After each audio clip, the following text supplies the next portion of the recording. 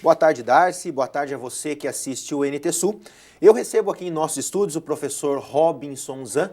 Ele é advogado, especialista em direito processual, professor aqui da UBRA de Cachoeira do Sul. Seja bem-vindo, doutor. Muito obrigado por aceitar o nosso convite.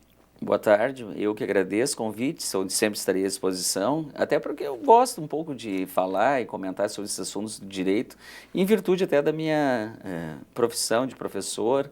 É agradável a gente debater os assuntos jurídicos.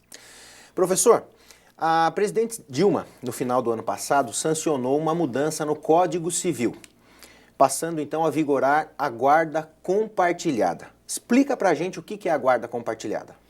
Na realidade, eu acho que é um grande avanço jurídico a guarda compartilhada para impor e tentar limitar os conflitos existentes entre pais e mães na relação de um casal, porque a guarda compartilhada veio como uma introdução gradativa. Primeiro, ela não era obrigatória, não era uma regra, e o que a presidente Dilma fez com essa alteração do ano passado foi tornar como uma regra de observância específica, criando um conjunto, que é a guarda compartilhada, de responsabilidades para os pais. Na verdade, a guarda compartilhada é um conjunto de direitos e deveres que os pais têm com os filhos, permitindo, no entanto, um convívio muito mais permanente e frequente com os filhos. Então, a guarda compartilhada permite que pai e mãe tenham acesso frequente e específico com o filho, impondo obrigações recíprocas a ambos, que é diferente da guarda unilateral, onde geralmente a mãe ou o pai estão com a guarda, eles são responsáveis direto e buscam, na verdade, um ressarcimento através de uma ação de alimentos para que o filho tenha essas condições financeiras e materiais. Com a guarda compartilhada, na verdade, continua tendo essa imposição de alimentos, na medida da proporcionalidade e o equilíbrio, na verdade, pela permanência com o pai e com a mãe, e altera profundamente porque agora a regra é de proteção específica ao menor. Pouco interessa o conflito entre pai e mãe, se possuem mágoas, se possuem ressentimentos em virtude dessa separação, porque o filho continua como um fruto daquele casal e ele não deve ser mais sentido e visto como um objeto de disputa e muito menos como um objeto dessa discórdia. Então a proteção agora é da criança, específico da criança, permitindo que os dois, tanto o pai quanto a mãe, tenham acesso frequente, permanente, mas não só direitos, mas também responsabilidades. Então eles vão dividir interesses sobre escolas, sobre viagem, aonde a criança irá passar suas férias, dividindo responsabilidades. Os dois são responsáveis, mas os dois têm direito de conviver. Quanto mais frequente, melhor será o convívio com a criança. Então, a divisão, e a lei veio e disse isso de forma muito clara, que há uma divisão equilibrada do convívio da criança com o pai e com a mãe.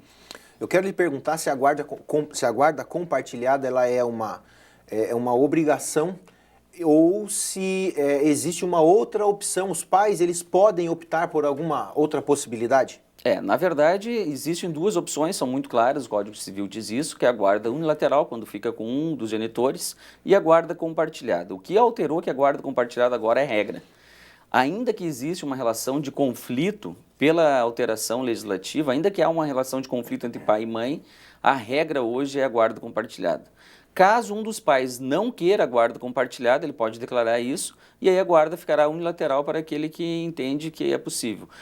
A regra que foi criada, e é diferente, essa alteração que foi introduzida, que eu acho belíssima, é que havendo possibilidade de ambos os genitores terem a guarda da criança, não mais se divide entre fica com o pai ou com a mãe. Ambos têm condições, então ambos vão criar, vão cuidar e vão atender da melhor forma possível o interesse daquele menor.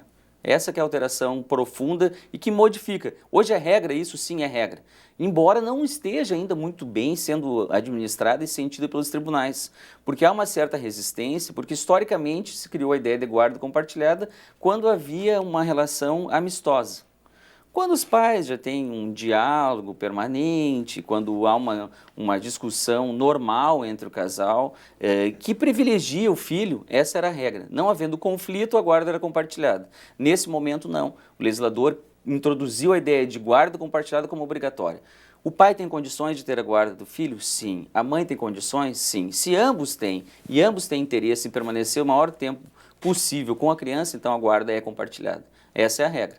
O que, por vezes, não está sendo bem sentido pelos tribunais, que, diante de uma relação de conflito, ainda tem resistido, em alguns casos, de conceder a guarda compartilhada.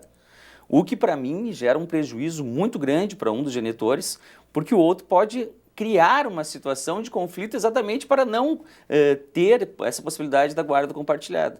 Então, quando a presidente sancionou a lei e publicou, na verdade, ela introduziu um mecanismo que é de proteção aos menores. Quanto melhor será o contato quando ele tiver mais contato com o pai e com a mãe, e esse contato seja frequente. Partindo de um princípio que o que vale e o que está em foco sempre é o bem-estar da criança, é o convívio perfeito, o ambiente. Que diferença que tem guarda compartilhada e a convivência alternada? Na verdade, o direito brasileiro não tem visto com bons olhos a convivência alternada, até por questões psicológicas, estudos sociais, porque a guarda alternada é diferente da guarda compartilhada. A guarda alternada é aquela que a criança passa um período de tempo com o pai e um período de tempo com a mãe. Uma semana com o pai, uma semana com a mãe. E isso cria, na verdade, fatores estanques, né? Essa semana tu é do teu pai, essa semana tu é da tua mãe. Isso traz prejuízo da formação da criança. Na verdade, o que a guarda compartilhada visa e determina é a convivência permanente. Hoje eu vou almoçar com o meu filho, amanhã a mãe está jantando, hoje eu tenho um jogo de futebol, quero levar meu filho, vou fazer um jantar com meus amigos e eu quero ter a presença do meu filho. Hoje é aniversário, o aniversário da avó, o aniversário do tio, e eu quero conviver com o meu filho nessa situação. Então, isso é uma guarda compartilhada, compartilhando responsabilidades e direitos e convivendo permanentemente. Guarda alternada são momentos estanques. Não, nessa semana tu é do teu pai, nessa semana é da tua mãe. O direito brasileiro não aceita bem isso, os tribunais também não aceitam, porque isso traz prejuízo, porque a convivência que se quer saudável, salutar, é permanente com os dois, tanto com o pai quanto com a mãe. Até porque o próprio convívio social, o círculo de amizades pode ser completamente diferente um do outro.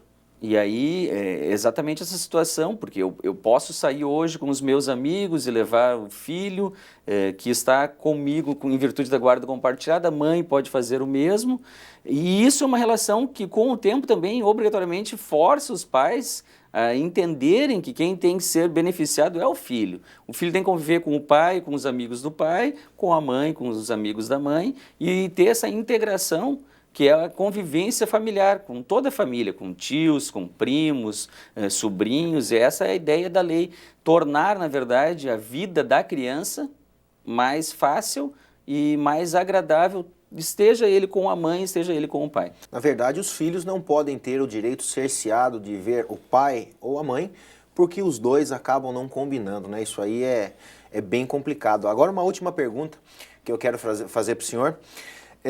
Com relação à pensão, o senhor acha que o fato de haver essa flexibilidade maior, isso aí vai fazer diminuir o número de pessoas que acabam falhando no pagamento da pensão?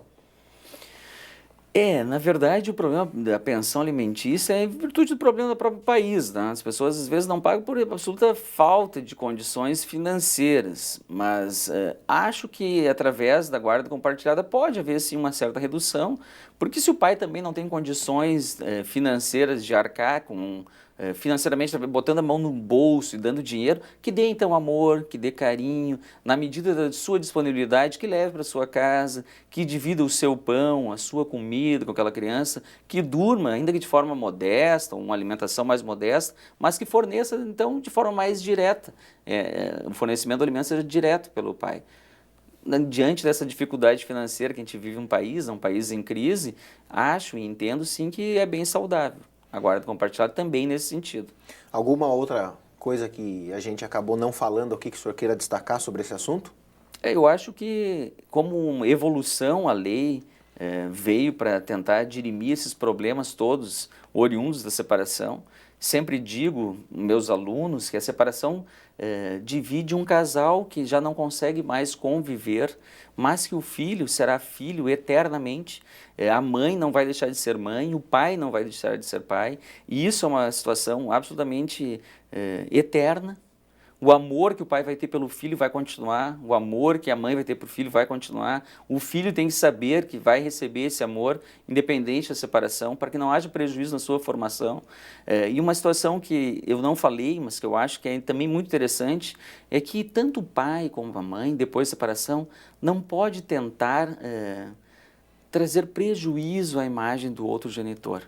Então, se houve a separação, não imputa fatos, não traga seus rancores, seus ressentimentos, as falhas do casamento, não transmitam isso para a criança, porque isso, inclusive, o direito hoje prevê que isso se chama alienação parental. Então não fale mal do pai, não fale mal da mãe, transmita bastante amor para aquela criança e ela sabendo que ela tendo esse amor, ela vai ser uma criança muito mais saudável no futuro. Ou seja, a discórdia dos pais não pode ser jogada, descarregado nas costas, né, dos filhos. Isso. É o que o direito quer, o que o Estado brasileiro quer e o que a evolução, na verdade, do pensamento humano exige. Doutor, queria te agradecer por clarear essa questão tão importante.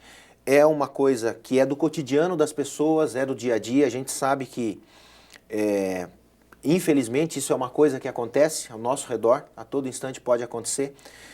E eu queria te agradecer por ter aceito o nosso convite e estar aqui falando desse assunto tão importante para a gente. Estarei sempre à disposição para vir aqui esclarecer esses temas tão candentes do direito, né, e que refletem de forma bem direta na sociedade. E eu que agradeço. Muito obrigado. O NT Sul também te agradece.